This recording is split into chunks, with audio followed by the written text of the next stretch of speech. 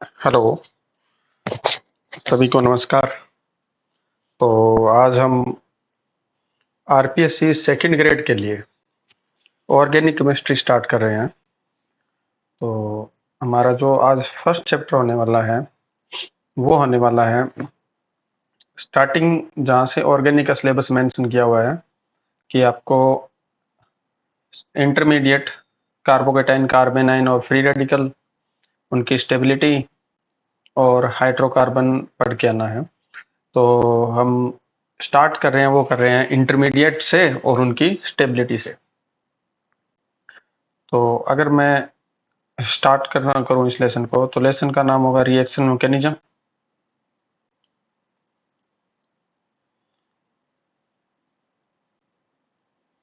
Reaction mechanism, ठीक है।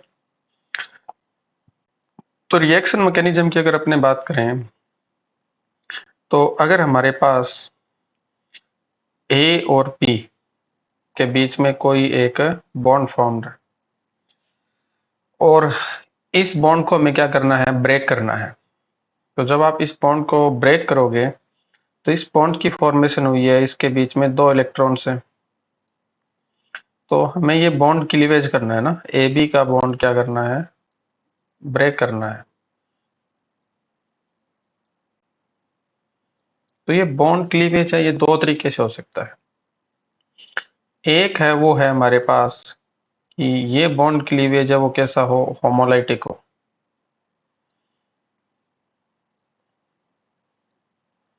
Homolytic homolytic का जब अपने हिंदी में नाम लिखेंगे तो हम लिखने वाले हैं होमोलाइटिक, कहेंगे स्मास।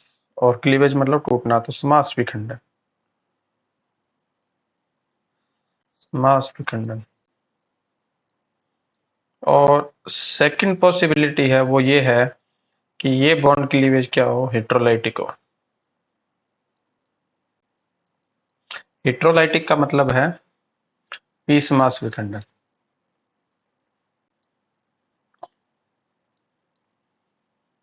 वी स्मास विखंडन।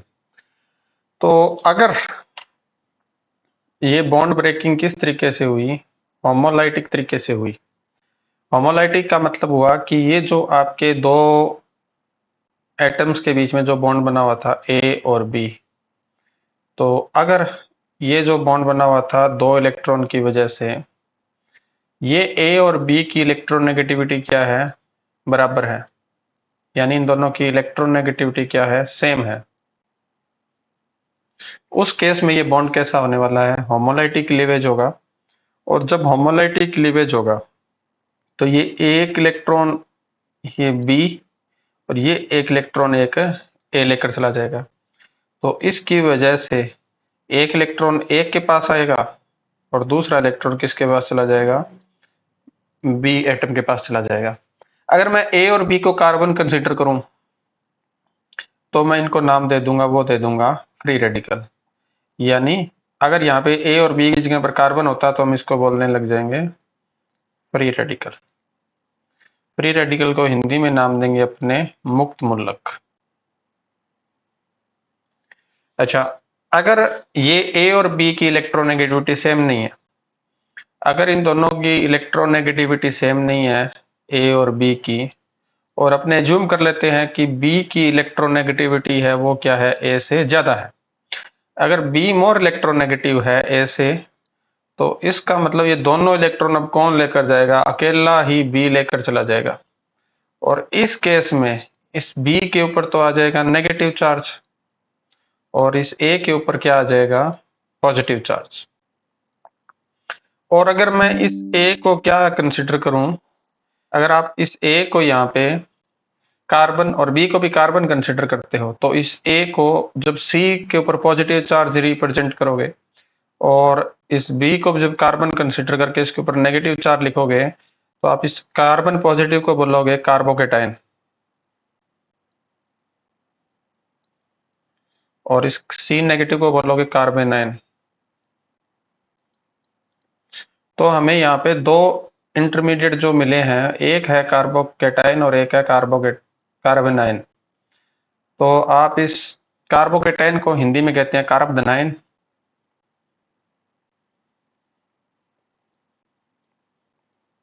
और कार्बेनाइन को कहोगे आप कार्बेनाइन।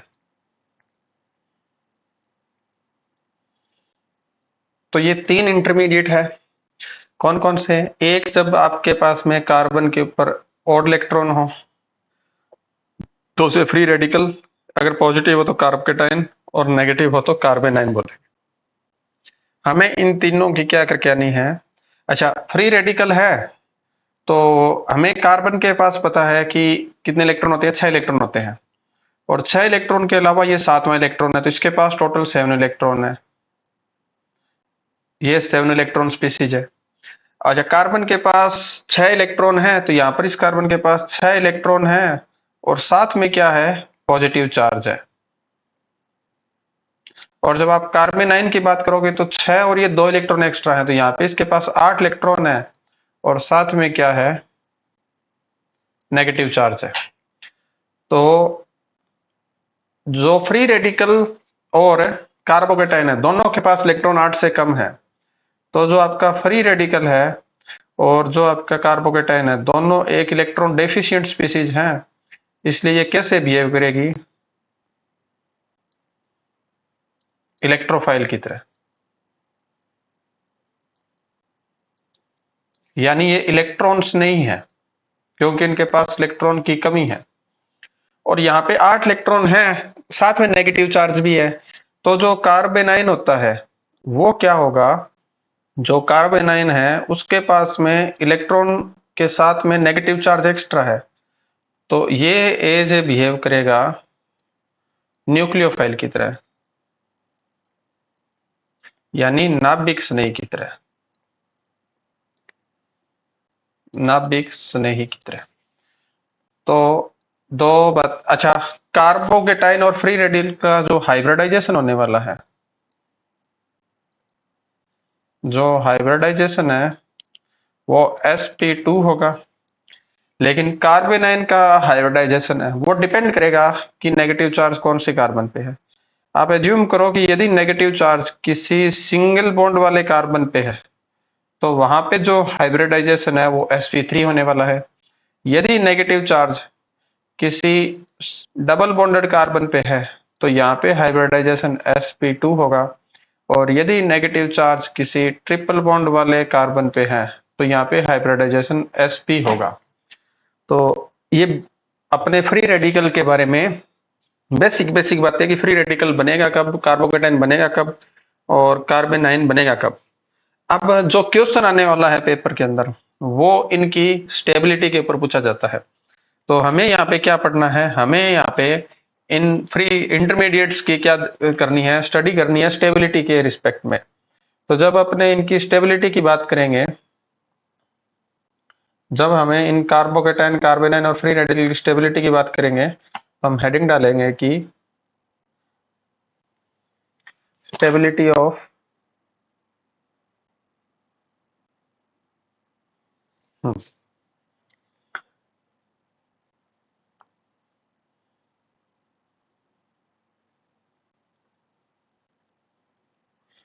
स्टेबिलिटी ऑफ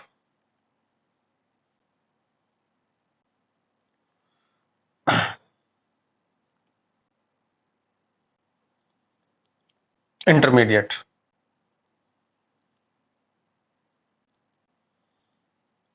यानी free radical, carbocation and carbanion. ठीक है। तो इस स्टेबिलिटी को बताने के लिए हमें 3 इफेक्ट पढ़ने हैं। कौन कौन से? एक इंडक्टिव इफेक्ट,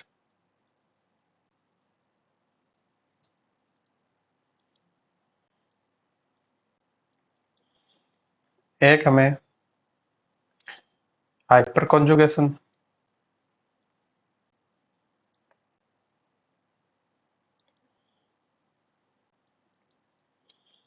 और एक हमें पढ़ना है वो है रेजोनेंस।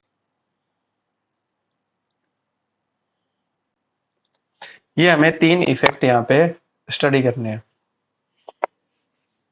तो हम स्टार्ट कर रहे हैं, वो हमारा पहला है इंडक्टिव इफेक्ट से ना।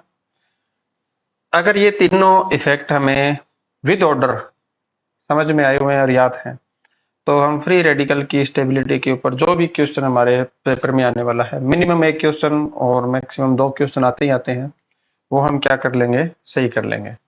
तो पहला ही पहला है वो है इंडक्टिव इफेक्ट।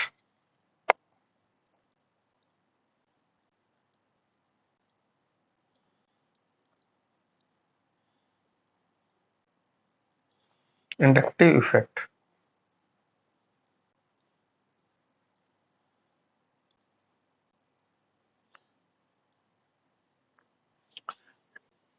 तो इसमें लिखेंगे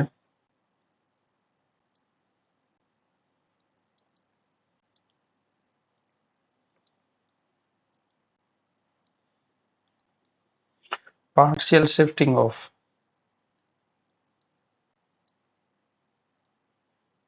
sigma bond electron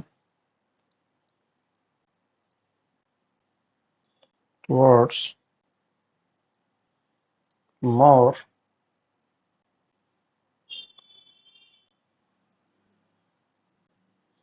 electronegative atom.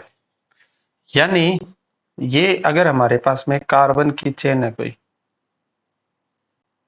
और यहाँ पे आप कोई एक्स ग्रुप लगा रहे हो, और ये ग्रुप क्या है, मोर इलेक्ट्रोनेगेटिव है। किससे? कार्बन से। अगर इसकी इलेक्ट्रोनेगेटिविटी कार्बन से क्या है, ज्यादा है, तो ये क्या करेगा,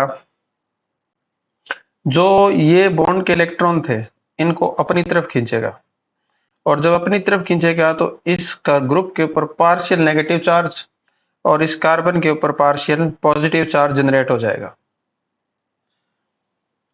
अच्छा, अगर ये लेस इलेक्ट्रोनेगेटिव होता, ये भी पॉसिबिलिटी है कि ये ग्रुप क्या हो, लेस इलेक्ट्रोनेगेटिव हो, और अगर ये लेस इलेक्ट्रोनेगेटिव होता तो ये अपने इलेक्ट्रॉनों को अपने से दूर शिफ्ट करता, जिस वजह से यहाँ पे जो ये कार्बन था, इस कार्बन पे नेगेटिव चार्ज जनरेट हो जाता, और यहाँ पे ये जो ग्रुप लगा हुआ है इसके ऊपर कौन सा चार्ज आ जाता, पार्शियल पॉजिटिव चार्ज जनरेट हो जाता। ये कब होगा, जब इसकी इलेक्ट्रोनेगेटिविटी ऑफ एक्स है वो क्या होगी, कार्बन से कम होगी। तो यहाँ पे दो पॉसिबिलिटी बनी कि एक केस ये है कि जब हमारा जो अटैच्ड ग्रुप है उसकी इलेक्ट्रोनेगेटिविटी कार्बन से ज्यादा है, उस केस में कार्बन पे पॉजिटिव चार्ज जनरेट होगा, और यदि इलेक्ट्रोनेगेटिविटी कम है तो उस केस में कार्बन पर क्या होने वाला है, नेगेटिव चार्ज जनरेट होने वाला है। तो जब ये एक्स है, ये इलेक्ट्रॉनों को अपनी तरफ खींचेगा, यानी फर्स्ट केस की बात करेंगे, तो इंडक्टिव इफेक्ट को हम आई से रिप्रेजेंट करते हैं। और यहाँ पे दो पॉसिबिलिटी बन रही है, या तो इलेक्ट्रॉन खींचे जाएं या इलेक्ट्रॉन अपने से दूर धकेले जाएं। तो जब इलेक्ट्रॉन अपनी तरफ अट्रैक्ट होंगे इस एक्स ग्रुप की वजह से, तो इस प्रकार के इफेक्ट को कहेंगे माइनस आई इफेक्ट। और जब ये ग्रुप इलेक्ट्रॉनों को अपने से दूर रिपेल करेगा तो इस प्रकार के इफेक्ट को कहेंगे अपने प्लस आई इफेक्ट। तो दो प्रकार की कंडीशन बनी।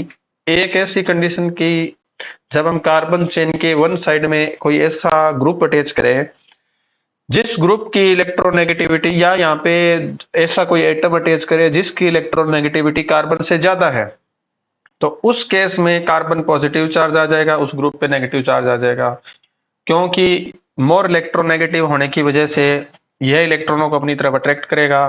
इस प्रकार के इफेक्ट को माइनस आई इफेक्ट करेंगे। और यदि ये ग्रुप इलेक्ट्रॉनों को अपने से दूर रिपेल करता है तो इस प्रकार के इफेक्ट को अपने प्लस आई इफेक्ट नाम देंगे।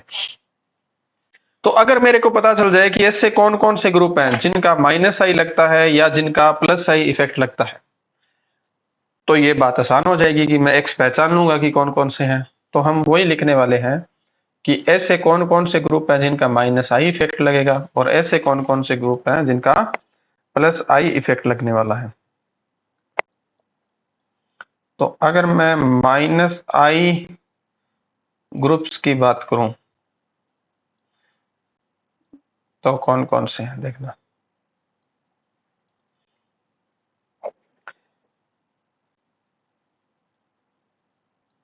पहला है NF3 पॉजिटिव। इसका माइनस आई सबसे ज्यादा है। फिर है NR3 पॉजिटिव, उसके बाद है NH3 पॉजिटिव, उसके बाद है NO2, फिर है साइनाइड, उसके बाद कार्बोक्सिलिक एसिड,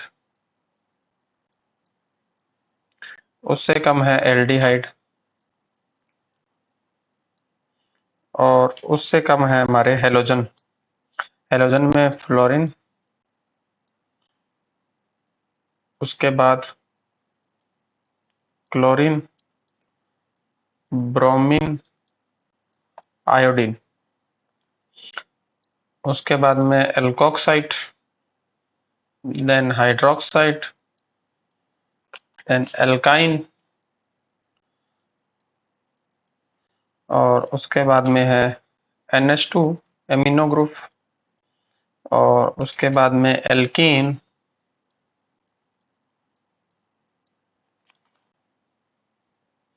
और एल्कीन से पहले एक और लिखना बेंजीन। बेंजीन और फिर कौन है अपना, या फिनाइल ग्रुप है, और फिर है हमारा डबल बॉन्ड एल्कीन वाला। तो हमें ये सीक्वेंस याद रखना है कि अगर ये ग्रुप्स जुड़े हुए हैं तो इनका कौन सा लगेगा, माइनस आई इफेक्ट लगेगा। और इनमें से भी ये इन ग्रुप्स का क्या है, माइनस आई, यानी इलेक्ट्रॉनों को अपनी तरफ खींचने का डिक्रीजिंग ऑर्डर है। सबसे ज्यादा NF3 और सबसे कम कार्बन डबल बॉन्ड कार्बन वाला। और अगर हम बात करें कि हमें प्लस आई इफेक्ट वाले कौन कौन से ग्रुप देखने हैं, तो प्लस आई वालों की जब अपने बात करेंगे,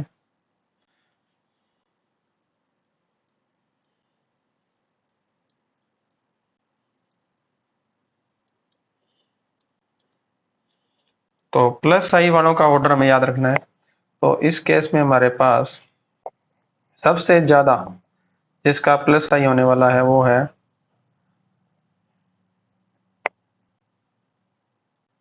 कार्बन पर नेगेटिव चार्ज, उससे कम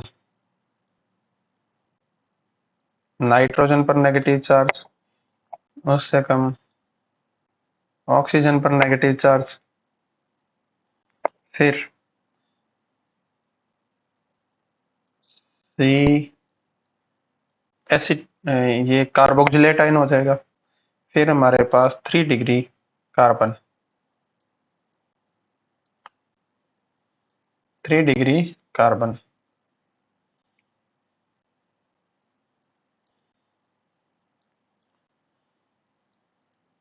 उसके बाद 2 डिग्री कार्बन,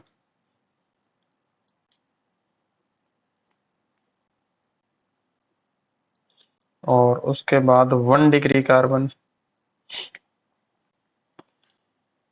और फिर जो मेथाइल है, मेथाइल में भी CT3, CD3 और CH3। ये वाला क्या होने वाला है, हमारे पास प्लस आई का ऑर्डर होने वाला है। तो अगर मेरे को माइनस आई और प्लस आई का ऑर्डर पता है, और मेरे को एक बात याद रखनी है कि हमें हमेशा किस चीज को फॉलो करना है, DNP रूल को फॉलो करना है। DNP रूल क्या है, डिस्टेंस, नंबर और पावर। यानी पहले केस पे मैं इन ग्रुप्स की डिस्टेंस देखूंगा, कोई भी इफेक्ट देखना है। अगर मेरे को डिस्टेंस सेम मिल जाए, यानी ये क्या आ गई, सेम आ गई डिस्टेंस, तो फिर मैं दूसरे नंबर पे नंबर चेक करूंगा कितने नंबर में ग्रुप लगे हुए हैं। और अगर नंबर भी सेम आ गए तो तीसरे केस में मैं इनकी पावर चेक करूंगा। पावर का मतलब इनके डिक्रीजिंग ऑर्डर जो लिखा हुआ है उस केस में। अब हम कुछ क्वेश्चन देखते हैं, और उस क्वेश्चन के बाद में पक्का हमें ये क्लियर हो जाएगा कि हम इनकी स्टेबिलिटी को कैसे, क्वेश्चन आएंगे और कैसे हम उनको सॉल्व करेंगे। जैसे एक क्वेश्चन है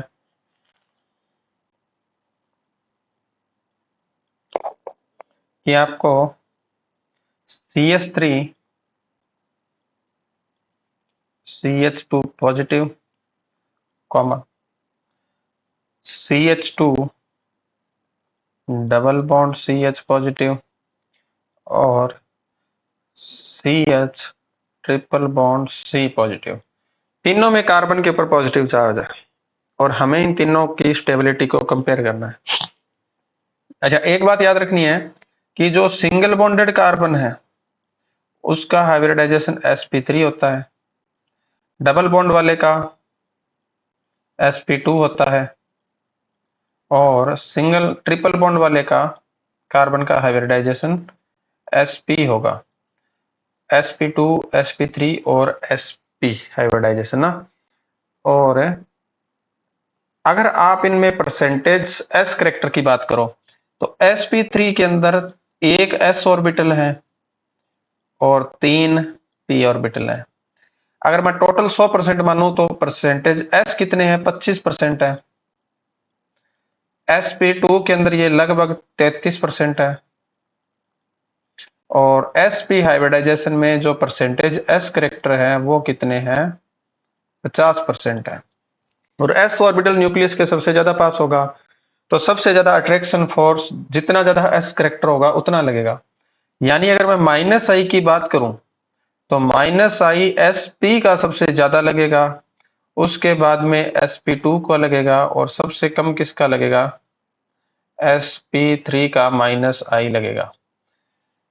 अगर ऐसा केस है तो हमें यहाँ पे ये क्वेश्चन हम आसानी से देख सकते हैं कि जब आप ध्यान से इस क्वेश्चन में देखेंगे कि हर कार्बन पे पॉजिटिव चार्ज है वो सेम है, ये वाला कार्बन पॉजिटिव वाला है, इधर ये वाला कार्बन पॉजिटिव वाला है, ये वाला कार्बन पॉजिटिव वाला है। तो हम चेक करेंगे इसके साथ में कौन कौन जुड़े हुए हैं। तो इस कार्बन पे यहाँ पे जो CH3 जुड़ा हुआ है ये कौन सा हाइब्रिडाइजेशन है, तो ये sp3 हाइब्रिडाइज है। यहाँ पे CH2 जो जुड़ा हुआ है वो कौन सा हाइब्रिडाइजेशन के अंदर है, तो sp2 में है। और यहाँ पे CH का हाइब्रिडाइजेशन क्या है, sp है। यानी इस कार्बोकेटाइन से sp वाला जुड़ा हुआ है। अब इसके ऊपर पॉजिटिव चार्ज है मतलब इसके पास इलेक्ट्रॉनों की कमी है और अगर इसके साथ में कोई sp वाला जुड़ गया इट मीन्स कि ये क्या करेगा और इलेक्ट्रॉनों को अपनी तरफ खींचेगा। तो एक तो पहले से इसके पास इलेक्ट्रॉनों की कमी थी, जब ये और इलेक्ट्रॉनों को अपने पास खींचेगा तो इस कार्बन पे इलेक्ट्रॉन और ज्यादा कम हो जाएंगे, इसका मतलब ये ज्यादा अनस्टेबल होगा।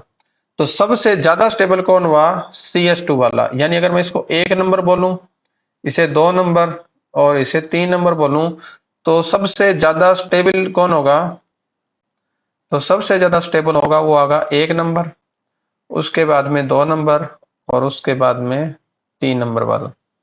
तो इस क्वेश्चन के अंदर स्टेबिलिटी का ऑर्डर आ जाएगा पहले क्वेश्चन के अंदर।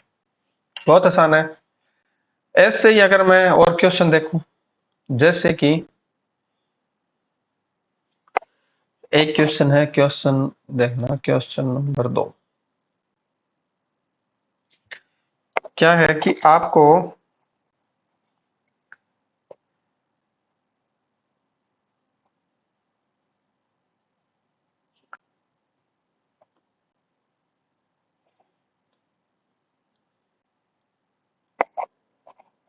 इस कार्बन पर पॉजिटिव चार्ज है और यहाँ पे एक Cl क्लोरीन जुड़ा हुआ है, ठीक है। अच्छा, एक ऐसा है कि इस कार्बन पे पॉजिटिव चार्ज है और यहाँ पे एक CH3 ग्रुप जुड़ा हुआ है, ठीक है। और यहाँ पे एक कार्बन है जिस पे पॉजिटिव चार्ज है लेकिन यहाँ पे 2 क्लोरीन जुड़े हुए हैं, 2 क्लोरीन जुड़े हुए हैं। और ऐसे ही एक ऑप्शन और दे रखा है, या तीन तीन के हिसाब से अपने देखते हैं। तो हमें क्या करना है, फिर स्टेबिलिटी का ऑर्डर आइडेंटिफाई करना है। तो हम क्या करेंगे, हम देखेंगे यहाँ पे ये Cl लगा हुआ है और इस Cl का इफेक्ट लगेगा वो लगेगा माइनस आई। ऐसे आपको लिखने पड़ेंगे तभी ये सॉल्व होगा, ठीक है। और यहाँ पे एक लगा हुआ है CH3 ग्रुप, CH3 ग्रुप का कौन सा इफेक्ट लगेगा, तो प्लस आई इफेक्ट लगेगा। और यहाँ पे इस Cl का भी माइनस आई और यहाँ पे इस Cl का भी माइनस आई, यानी टोटल कितने ग्रुप हो गए, 2 ग्रुप हो गए जिनका माइनस आई लगेगा, ठीक है। और हमें ये पता है कि प्लस आई से क्या होगा, प्लस आई का मतलब है इलेक्ट्रॉन देना, और इस कार्बन के पास इलेक्ट्रॉन क्या है, कम है। तो अगर इसको कोई इलेक्ट्रॉन देगा तो ये स्टेबल होगा, और अगर इससे कोई इलेक्ट्रॉन लेगा तो ये अनस्टेबल होगा। तो मैं ऐसे बोल सकता हूं कि अगर प्लस आई वाला ग्रुप लगा है तो वो क्या करेगा, कार्बोकेटाइन को स्टेबल करेगा। और अगर माइनस आई वाला ग्रुप लगा हुआ है, अगर कोई माइनस आई वाला ग्रुप लगा हुआ है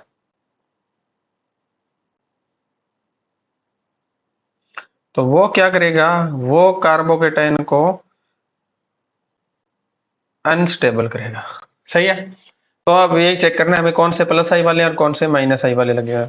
तो यहाँ पे प्लस आई और इन दोनों में माइनस आई, इसका मतलब ये हुआ कि जो 2 नंबर वाला है वो सबसे ज्यादा स्टेबल होगा। इससे आप अगर 1 नंबर बोलो, इसे 2 नंबर ग्रुप बोलो और इसे 3 नंबर मॉलिक्यूल बोलो, तो हम कहेंगे कि 2 नंबर वाला ग्रुप है वो सबसे ज्यादा स्टेबल होगा, क्योंकि उसके पास में एक प्लस आई वाला लगा हुआ है।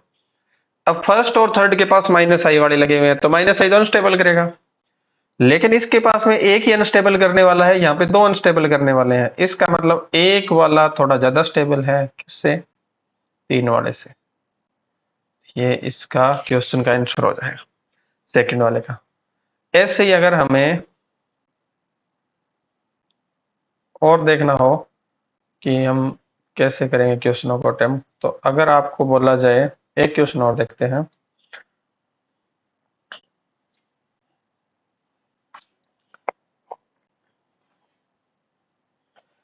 जैसे क्वेश्चन है, ये बोला हुआ है कि आप CH3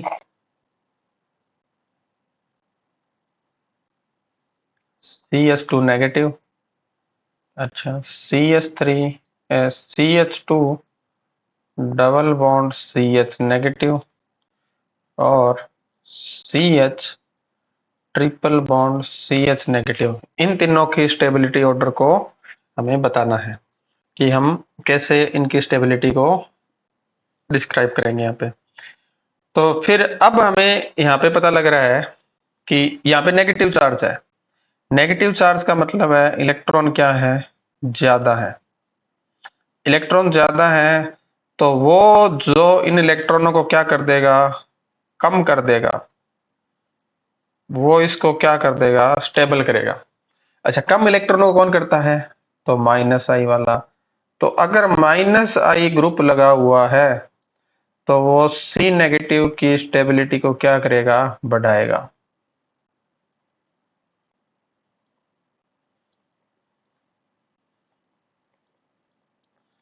और प्लस आई वाला ग्रुप क्या करेगा, प्लस आई वाला ग्रुप सी नेगेटिव की स्टेबिलिटी को घटाएगा।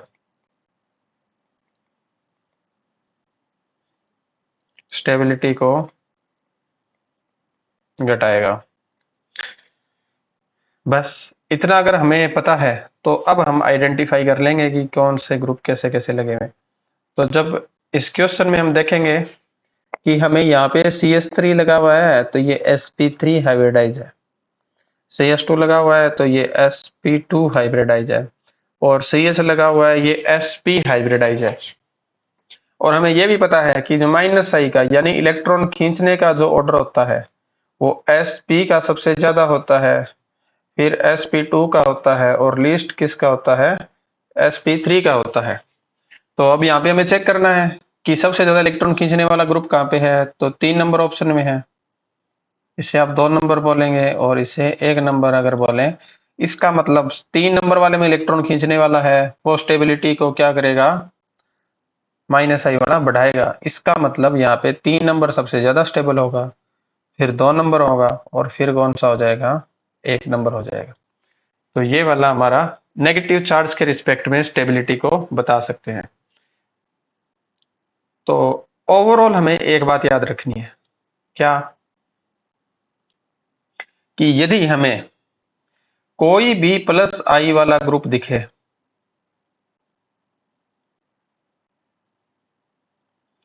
वो क्या करेगा, चाहे फ्री रेडिकल हो, चाहे कार्बन के ऊपर पॉजिटिव चार्ज हो, इसको क्या करेगा, स्टेबल करेगा।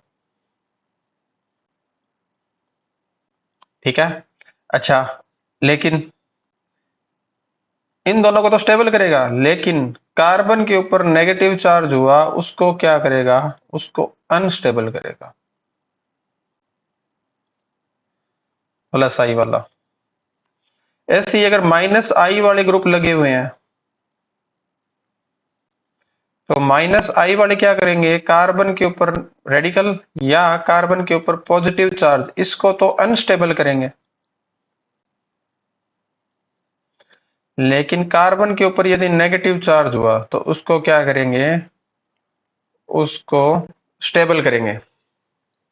तो इतनी बात हमें क्या रखनी है, याद रखनी है। अगर ये वाली बात हमें याद रह जाती है तो हम कार्बोकेटाइन की स्टेबिलिटी वाला क्वेश्चन अटेम्प्ट कर देंगे। ये याद रखना है हमें। इस एक के ऊपर हमारे क्या हो जाएंगे, क्वेश्चन सॉल्व हो जाएंगे। अच्छा, इनमें भी हमें सबसे ज्यादा याद रखनी वो डीएनपी रूल को। डीएनपी रूल मतलब डिस्टेंस, नंबर और पावर वाले को फॉलो करना है। ये हमारी पहला कॉन्सेप्ट था जो किसके ऊपर है, इंडक्टिव इफेक्ट के बेस पे हम कार्बोकेटाइन, कार्बेनाइन और फ्री रेडिकल की स्टेबिलिटी को कैसे एक्सप्लेन करेंगे। नेक्स्ट वीडियो में हम देखेंगे कि हाइपर कॉन्जुगेशन और रेजोनेंस के द्वारा हम इन तीनों को कैसे स्टेबल कर सकते हैं। तो इन दो लेक्चर के अंदर हम इफेक्ट जो इंटरमीडिएट की स्टेबिलिटी को बता रहे हैं ये देखेंगे, फिर इनके ऊपर क्वेश्चन जो आए हुए हैं सेकंड ग्रेड एग्जाम के अंदर वो देखने वाले हैं। Thank you.